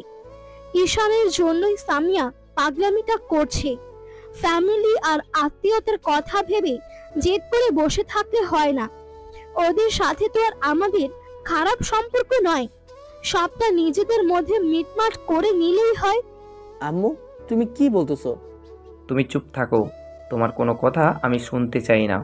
এখন নিজের দোষ ঢাকার চেষ্টা করছো। ঈশানকে নিয়ে আব্বু আম্মু সামিয়াদের বাসায় চলে গেল। এদিকে সামিয়ার অবস্থা খুবই খারাপ। বাসায় আসার পর থেকে মেয়েটা রুমের মধ্যে বসে কান্না করেই যাচ্ছে। খালামণি আর খালু ডাইনিং রুমে মুখে হাত দিয়ে বসেছিল। আব্বু আম্মুর সাথে গিয়ে ঈশানুদের সামনে দাঁড়াতেই খালামণি বলতে লাগলো, আব্বু, তোদের মাঝে কি হয়েছে আমি জানি না। তুই কি জন্য মেয়েটার উপর রেগে আসিস সেটাও জানি না। আমার মেয়েটা নিজের কি অবস্থা করেছে গিয়ে দেখ। একটাবার রুম থেকে বের হচ্ছে না। তোদের বাসায় থেকে আসার পর থেকে কারোর সাথে কথা বলছে না, শুধু বলছে তোকে বিয়ে করতে চাই। আব্বু প্লিজ একটু দেখ না, আমার মেয়েটা না হলে নিজে কোনো ক্ষতি করে দিবে। ঈশান আব্বুর দিকে তাকাতেই আব্বু ওকে ইশারা করতেই ঈশান খালামণির চোখের পানি মুছে দিয়ে বলতে লাগলো, ঠিক আছে খালামণি, আমি তোমার মেয়ের কাছে যাচ্ছি, তোমরা চিন্তা করো না। আপু আর পাগলামি করবে না। ঈশান সামিয়ার রুমের সামনে আসলো। তারপর দরজা ধাক্কা দিয়ে বলতে লাগলো, এক কথা তোমাদের কয়বার বলতে হয়? বলছি আমি এই রুম থেকে বের হব না যতক্ষণ না ঈশান আসবে আমাকে বিয়ে করবে। ততক্ষণ আমি এখান থেকে বেরোবো না। যদি বেরোতে হয় তাহলে ওর বউ হয়ে বাসা থেকে বেরোবো, আর না হলে লাশ বেরোবে। আজে বাজে কথা ছেড়ে রুম থেকে বের হও। দেখি রুমের দরজা খোলো। আমি এসেছি, তোমার জেদের কাছে আমাকে হার মানতেই হয়েছে। এখন রুম থেকে বের হও। সামিয়া কিছুক্ষণ চুপ করে রইল। ঈশান আবারও কথাগুলো বলতেই সামিয়া দৌড়ে এসে রুমের দরজা খুলে দিল। তারপর ঈশানকে দরজার সামনে দাঁড়িয়ে থাকতে দেখে ঝড়ের গতিতে ওর শার্টের কলার ধরে বলতে লাগলো, বাবু, আমি তোকে আর কোথাও যেতে দেবো না। প্লিজ তুই আমাকে ফিরিয়ে দিস। আমি পারবো না থাকতে। যা। পাগলামি করো না আপু, যেটা হয় না সেটা নিয়ে না ভাবাই ভালো। পাগলামি আমি করতেছি না, তুই আমাকে কষ্ট দেওয়ার জন্য এসব জেদ করছিস। মেয়েটা কান্না করে করে চোখ মুখ ফুলিয়ে ফেলেছে। সামিয়ার এমন কাজে ঈশানের প্রচণ্ড পরিমাণে রেগে গেল। এতদিনে জমানোর রাগটা সামিয়ার জানগালের উপর বসিয়ে দিল। এক মুহূর্তের জন্য সামিয়া চুপসে গেল। ঈশান রাগের মাথায় সামিয়ার গালে থাপড় মেরেছে। এবার সামিয়া নিজেকে কন্ট্রোল করতে না পেরে ঈশানকে কিলঘুষি মারতে আরম্ভ করলো। তোর এত সাহস হলো কি করে? আমি না তোর সিনিয়র? তুই আমাকে আজকে তোকে আমি শেষ করে ছাড়বো কুত্তা। এতদিন যাবত আমাকে কষ্ট দিয়ে এখন আমার গায়ে হাত তুলছিস? তোর হচ্ছে। ঈশান থাপ্পড়টা দিয়ে যেন অনেক বড় ভুল করে ফেলল, কারণ মেয়েটা ওর বুকে কিলিয়ে ঘুষিয়ে অবস্থা খারাপ করে ফেলেছে। ঈশান মেয়েটাকে থামানোর চেষ্টা করতে লাগলো, তাতে সামিয়া যেন আরও রেগে গেল। ঈশান মেয়েটাকে শান্ত করতে না পেরে হুটহাট করে মেয়েটাকে বুকের সাথে জড়িয়ে ধরল। মুহূর্তেই মেয়েটা শান্ত হয়ে গেল। 2 হাতে খামচে ধরল ঈশানের বুকের কাছে শার্টটাকে, বুকে মুখ গুজে দিয়ে বলতে লাগলো, আব্বু কেন তোকে ভালোবাসি, কেন বুঝতে পারছিস না? তুই আমাকে কষ্ট দিচ্ছিস, আমাকে কষ্ট দিয়ে কি তুই শান্তি পাচ্ছিস? কেন বুঝতে পারছিস না? আমি সেদিন ওকে ডাকিনি, ও জোর করে আমাকে স্পর্শ করছে, সেই জন্যই তুই তুই তুই জেগে আছিস। আমি কি করবো বল? আমি তো বুঝতে পারিনি ওই দিন এরকম কিছু একটা হয়ে যাবে। ওর মতো কেউ আমার শরীরে স্পর্শ করেছে, এটা জানার পর নিজেই তো ঘৃণা হচ্ছিল, আর তুই আমাকে এরকম করে খারাপ ভাবছিস না? ঈশান কোনো কথা বলল না। সামিয়া নিজেই কান্না করে হাজারটা কথা বলতে লাগলো। এরই মাঝে আম্মুর গলার আওয়াজ শোনা গেল, ঈশান, সামিয়াকে নিচে নিয়ে আসো। ঈশান সামিয়াকে ছেড়ে দিতে গেলেই সামিয়া ছাড়ল না। ঈশান বুঝতে পারল মেয়েটাকে সোজা কথায় নিয়ে যাওয়া যাবে না। এরই মাঝে আব্বু আরেকবার ঈশানকে নিচে যাওয়ার জন্য বললে তখনও সামিয়াকে পাজাগুলো তুলে নিল। সামিয়া ঈশানের গলাটা জড়িয়ে ধরে বুকে মুখ গুজে ফোপাতে লাগলো। ঈশান সিঁড়ি ভেঙে নিচে এসে ওকে সবার সামনে দাঁড় করিয়ে দিয়ে বলতে লাগলো, খালামণি, তোমার মেয়ে আর পাগলামি করবে না, নাও সব ঠিক হয়ে গেছে। সামিয়া অবাক চোখে ঈশানের দিকে তাকাতেই খালামণি বলতে লাগলো, সব ঠিক হয়ে যাবে, তুই আমার মেয়ের জামাই হলে। এখন চুপচাপ এখানে বস। ঈশান কিছু বলবে তার আগেই সামিয়া ওকে জোর করে বসিয়ে দিয়ে তারপর একটা হাত জড়িয়ে ধরে লাগলো। শেষে কিনা জোর করে খালাতো বোন ওকে বিয়ে করে নিচ্ছে। ঈশান এমন কিছু কল্পনাও করতে পারেনি। বন্ধুদের জানানোর পর্যন্ত সুযোগ পেল না, তার আগেই কোনো রকমে ওদের বিয়েটা হয়ে গেল। আব্বু আম্মু ওদের রুমে পাঠিয়ে দিল। দুজনেই সামিয়ার রুমে আসলো। রুমটার এই অবস্থা দেখে ঈশান বলল, এ কি অবস্থা করেছো রুমের? এখন আমি রাতে থাকবো কোথায়? কেন, আমাদের বাসায় কি রুমের অভাব আছে? আর না হলে তুই আমার বুকে শুবি? হ্যাঁ, ওইটাই তো আমার জন্য ঘর বাড়ি। নাটকটা এখন একটু কমিয়ে করেন, এখন একেবারে ভালোবাসা উতলে পড়ছে। এতদিন কষ্ট দেওয়ার সময় মনে ছিল না? ঈশান রাগান্বিত কণ্ঠে কথাগুলো বলতেই সামিয়া কেমন কেঁপে উঠল। মেয়েটা ভুল করেছে সেটা বুঝতে পেরে আমতা আমতা করে বলল, সরি জান, আমি বুঝতে পারিনি, তোমাকে অনেক বেশি কষ্ট দিয়ে ফেলেছি। এখন জান বাবু সোনা, এগুলোতে কোনো কাজ হবে না। কষ্ট দিয়েছেন, এখন আপনাকেও কষ্ট পেতে হবে। মানে তুমি আমাকে কষ্ট দেবে? আবার আমাকে মারবে না তো? আপনাকে কখনো স্পর্শ করব না, স্ত্রীর মর্যাদাও দেব না। আপনাকে ভালোবাসি সেটা প্রকাশও করব না। আপনি আমার এত কাছে থেকেও আমার ভালোবাসা পাবেন না, এটাই আপনার জন্য সবচেয়ে বড় শাস্তি হবে। ঈশানের এমন দ্বারা কথা শুনে সামিয়া কেঁদে ফেলল। আবেগে মেয়েটা ওকে জড়িয়ে ধরতে নিলে ঈশানকে ছাড়িয়ে নিল। ঈশান ব্যালকনিতে চলে আসলো। সামিয়াও এসে পিছন থেকে ওকে জড়িয়ে ধরে বলতে লাগলো, বাবু আমার ভুল হয়ে গেছে, এরকম রাগ করছো কেন? আমার জায়গায় তুমি থাকলে কি এরকমটা করতে না? আব্বু বলছে এত সহজে সবটা মেনে নেবে, আমি তো জানতাম নাকি? জানলে তোমাকে কষ্ট দিতাম বলো? ভালোবেসে কি এত সহজ? যখন বুঝতে পেরেছি তখনই তো তোমার কাছে প্রকাশ করলাম। কিন্তু এখন তো আর আপনার ভালোবাসার আমার কোনো দরকার নেই, তাই এখন প্রকাশ করেও কোনো লাভ হবে না। রাগের মাথায় এসব বলতেছো তাই না? আমাকে কষ্ট দিয়ে তুমি নিজেও ভালো নেই। কে বলেছে আপনি কষ্ট পেলে আমার ভালোই লাগবে? আপনার থেকে শোধটাও নেওয়া হবে। সামিয়া এবার ঈশানকে নিজের দিকে ঘুরিয়ে ওর শার্টের কলার চেপে ধরল। মেয়েটার রাগটা কমানোর মতো একটা উপায় আছে। সামিয়া পা দুটো উঁচু করে ওর ঠোঁটের দিকে ঠোঁট জোড়া বাড়াতে গেলেই ঈশান মুখটা সরিয়ে নিল। সামিয়া ওর মুখটা এক হাতে চেপে ধরে নিজের দিকে করলো, তারপর আরেক হাতে চুলগুলো খামচে ধরে ঠোঁটে ঠোঁট লাগিয়ে দিল। সামিয়ার এমন কর্মকাণ্ডে ঈশান থমকে গেল। এই প্রথম সিনিয়র খালাতো বোন থুকু, এখন তো মেয়েটার বউ। আজকেই প্রথম সিনিয়র বউটা ঈশানকে স্পর্শ করেছে। এর আগে শুধু হাতটাই ধরেছে।